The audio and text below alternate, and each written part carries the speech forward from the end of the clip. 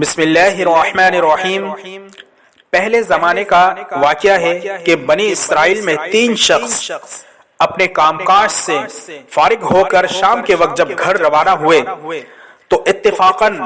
موسلا دھار بارش اور تیز آندھی ہوائیں چلنے لگی، تو انہوں نے کوئی ایسی پناہ ڈھونڈی کہ جہاں جا کے وہ بارش سے اور ہوا اور آندھی سے بچ سکے، تو انہوں نے ایک پہاڑ کی گھاٹی پہ جا کے پناہ لی، تو اتفاقاً پہاڑ کی گھاٹی کے اوپر سے بڑی چٹان آئی اور اس پہاڑ کی گھاٹی کی منہ کو بند کر دیا۔ تو اب ان تینوں نے زور لگایا کہ یہ چٹان اس گھاٹی سے ہٹ جائے، تو ان کی زوروں کی وجہ سے وہ گھاٹیوں سے وہ پتھر ہٹ نہ سکا۔ بالآخر انہوں نے دیکھا کہ ہمارا جو ہے اس پہ رہ کر اب تو ہماری موت ہے، تو انہوں نے کہا کہ آپس میں کہ کیوں نہ ہم اپنے اپنی نیکیاں اللہ کے بارگاہ الہی میں پیش کر کے فریاد کرے، شاید اللہ رب العزت کوئی راستہ نکال دے۔ تو ان میں سے ایک شخص نے کہا، یا اللہ تو جانتا ہے میری بڑی ماں باپ ہے اور میرے چھوٹے چھوٹے بچے ہیں کہ جب میں شام کے وقت گھر جاتا ہوں تو سب سے پہلے میں اپنے بکریوں سے دودھ دہو کر اس کے بعد جو ہے اپنے ماں باپ کو جگا کر انہیں گرم گرم روٹی اور دودھ وغیرہ کھانا کھلا کے اس کے بعد جو ہے میں اپنے بچوں کو کھلاتا ہوں۔ یا اللہ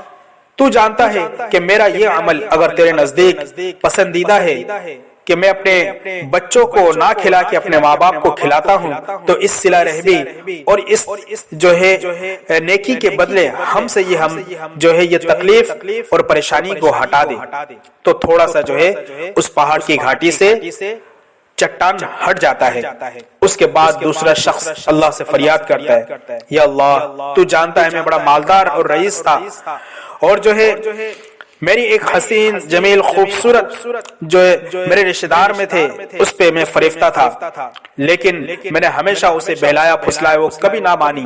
اتفاقاً اس کے گھر میں فاقہ ہوئی اور فاقے کی وجہ سے وہ مجبوراً اس کے بچے وغیرہ بلبلانے لگے اور وہ کھانے کو ترس گئی۔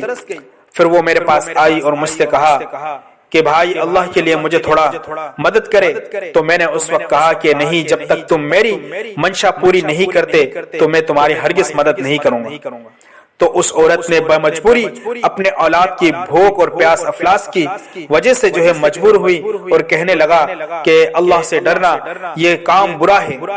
تو اس کے اس کہنے کی وجہ سے اللہ تیرا خوف مجھ پہ غالب آیا اور میں نے جو ہے تیرے نام کے صدقے جو ہے میں نے اسے تعاون کیا، اسے مدد کی اور اسے جو ہے پاک دامنی کے ساتھ چھوڑ دیا۔ یا اللہ اگر یہ تعاون یہ مدد تیری بارگاہ الہی میں یہ نیکی ہے تو اللہ اس نیکی کے طفیل جو ہے ہم سے یہ مصیبت اور آفت کو ٹال دے۔ تو اللہ کی طرف سے جو ہے وہ چٹان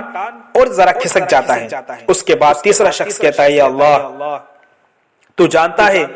کہ مجھے ایک مرتبہ اپنے گھر کی مرمت کے لیے ایک مزدور چاہیے تھا